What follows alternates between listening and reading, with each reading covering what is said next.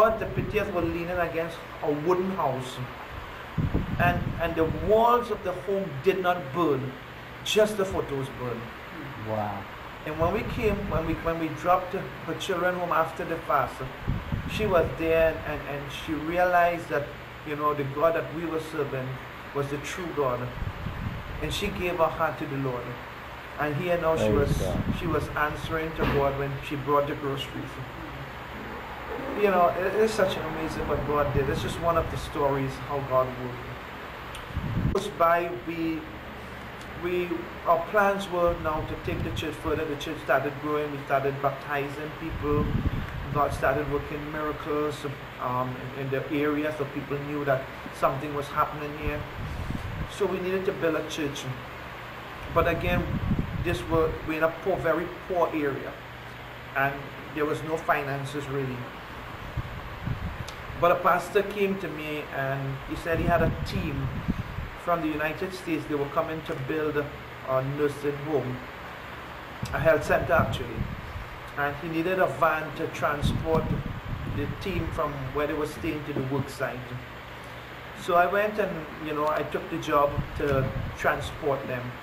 And during that period of was a month and a half they were here for, we built a very close relationship with the team, and you know, they had gone through several problems, and we were there to help them and to take them through it and minister to their, you know, their needs in however way we could.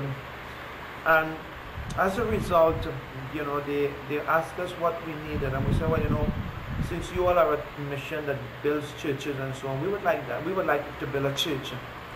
So they said we will give you a form to fill out, but we want you to know that there are hundreds of forms. This may take years, but you know, we filled the form out in any event. And they came, that was in August month. In November of that same year, when the team left, we got a response from Teen Missions International saying that a team was coming the very next year, and we were excited. So we called the church together and we said, you know what, this team is coming to Trinidad to build, but we have no money. What can we do?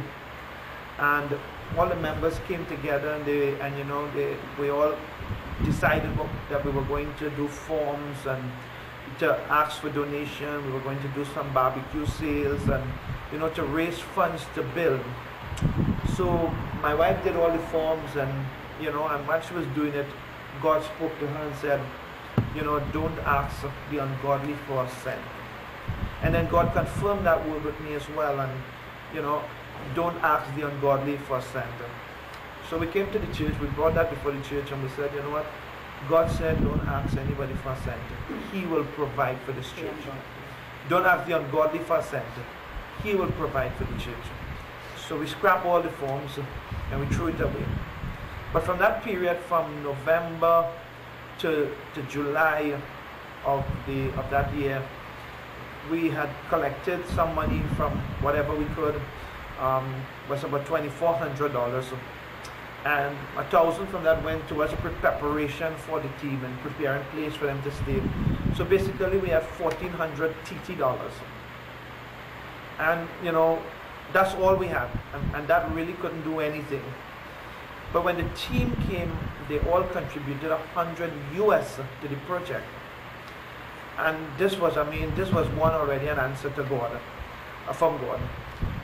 And they gave the $100 US, and they started working on the site, digging the trenches, and you know, at the end of 2 weeks, the money that they brought was finished. There was no more money left for the project. And I was praying, and I said, God, you know, this team is here for a month. This is only 2 weeks, and we have no more money, we have no more material. And you said you'll provide. And while I was praying, I heard a knock on my door. And the team leader, Mr. Wayne Elliott, came and he said, Pastor Samaru, the team has something for you. And when I came out, they were all these teenagers were standing there, you know, with a smile on their face, and they handed me a pan, you know, with money. And when I looked at it, I was, you know, I couldn't believe it. They did something they weren't supposed to do. They took up their own spending money, and they decided we were going to give this towards this ministry. And I took the money and I gave it to the team leader and I said, Mr. Elliott, Mr. Elliott, whatever you want to do with it, this is yours. And lo and behold, they took that money and that was insufficient to buy material for the rest of for the other 2 weeks. And we were able to dig the trenches, put the blocks up and cast 24 columns. And and that team left. We had a second mission team coming the very next year, and we're fortunate because normally mission teams don't come, but or they come back twice, but they don't ever send back the same leaders. But yet Mr. Elliott and his wife Pam, they were so touched with how God was working in the ministry.